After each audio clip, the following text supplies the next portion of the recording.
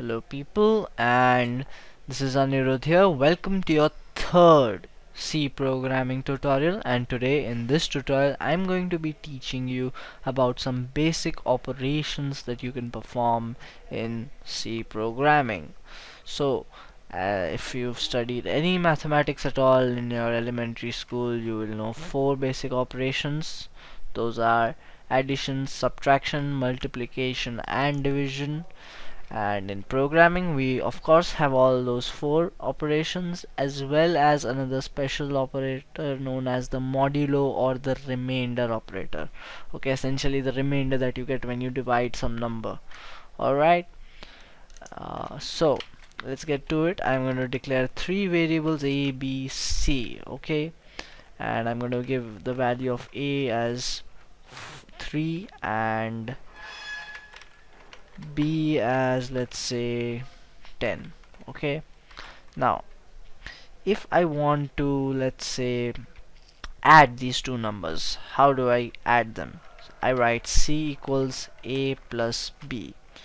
What this will do is add a and b and store its value in the c by using the assignment or equality operator. Okay, it's equal to sign. C equals a plus b, that means c will be equal to 13. So I will be printing it here, printf percentage d. Remember this part here, the format specifier and the new line for clearer output, and I'll put in C here, so this will output C. Now if I want to, let's say, show the product of A and B, I want to show A into B. Okay, so I'll write C equals A into B. Alright, and I will again print C here. Now if I want to, let's say, subtract b, I want to do it b minus a or a minus b, so I'll write c equals a minus b. This is for subtraction, as simple as it gets. Nothing too fancy here, nothing new, you might say. But now I'll be teaching you about division here. Now since we are dealing with integer variables here, it's very important that you pay close attention to this. Since we are dealing with integer variables here, division works slightly differently. If you remember my previous tutorial, integers cannot store decimal values.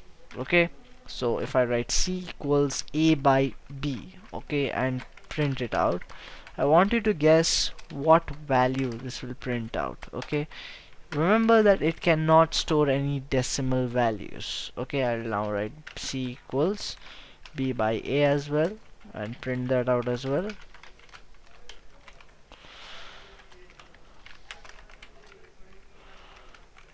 Now can you guess what output this will be? Just think about it. I'll just write down the code for this one, the remainder operator. This will of course output the remainder, which will be, just guess it, just rack your brains here.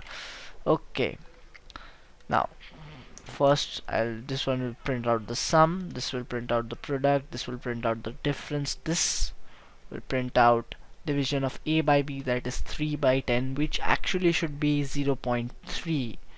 okay, so since it cannot store any decimal values, it will be truncated to 0. Just remember that. Even if it was, let's say, 7 by 10, if a was 7, if I did 7 by 10, it would be 0.7. It would not be rounded off to 1, it would become 0. The decimal part would simply be cut away. This is very useful for some algorithms, as you will be learning later on. Now the next one is c equals b by a, that is 10 by 3, that is 3.333. It goes on till infinity, but since there are no decimal values here, the decimal part will be truncated into, and it will turn into 3. Okay, 10 by 3 equals 3. It's absurd, but in programming this is how it happens. Deal with it. C equals b modulo a, 10 divided by 3. So what is the remainder? The remainder is 1. So the output should be Let's do it ourselves. 13, 30, minus 7 here, minus 7, 0, 3 and 1. Let's run the program and see. There we go. 13, 30, minus 7, 0, 3 and 1, just as we expected. So these are the basic operators in C. What an operator requires is are two variables or operands, and these two operands have to be separated by an operator in between. This is the technical way they say.